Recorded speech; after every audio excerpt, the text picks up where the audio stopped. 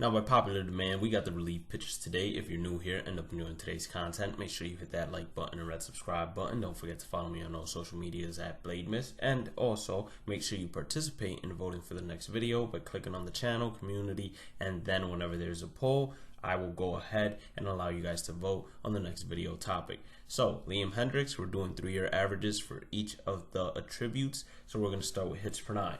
In the game, it's an 85. In real life, his 3-year average is 7.95, which is not bad, but it's not great either. An 85 seems reasonable. K per nine is a 10.78. Last year, he had a 13, I believe, which was his career high. So they are basing it a little bit more off of last year than anything, as they give him a 98, but it's also reasonable because if he performs exactly the way that he did previously or the year prior, then I think it will definitely go into the 100s. And he also has this awesome little documentary, I want to say, in Watch Momentum, where he explains what he did different in order to achieve the amount of success that he did have this prior season. It's a must-watch documentary if you ask me. Now, his walks per nine, in the game, it's a 69. In real life, it's a 3.07. That's fine with me as well. And then his home runs per nine in real life is a .88. In the game, is a 71. So that's fine with me as well. Overall, I do believe he's an 83 overall.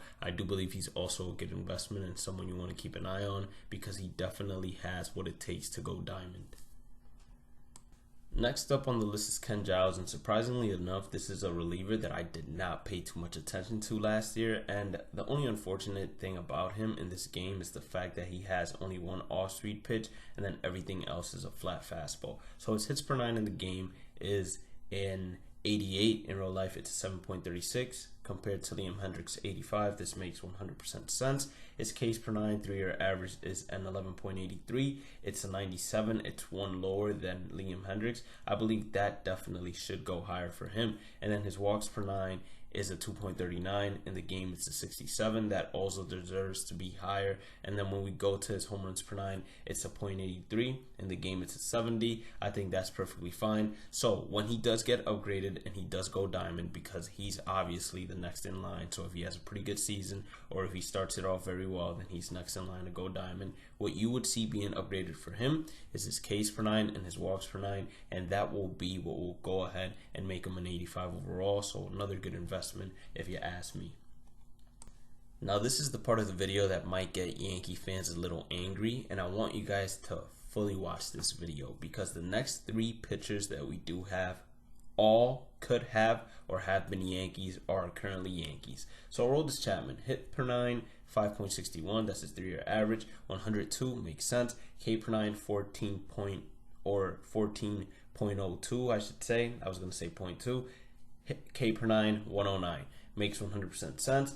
His walks per nine is probably the most horrendous thing he has out of all of his 3-year averages. It's a 4.26. It being a 43 in the game makes sense. Home run per nine 0.45. It being an 83 in the game makes sense. What he needs to do is work on his control, and hopefully his K rate doesn't suffer, because if he can get his control up without his K rate suffering too much, he will definitely make a jump to like an 87 overall. But is Aroldis Chapman someone you invest in? No, you don't invest in diamonds. But he's currently a Yankee. Now, keep in mind the next two pitchers. Now, Kirby Yates, he was a Yankee in 2017 or 2016. I believe it was 2016. So the Yankees could have had Kirby Yates on their squad as well.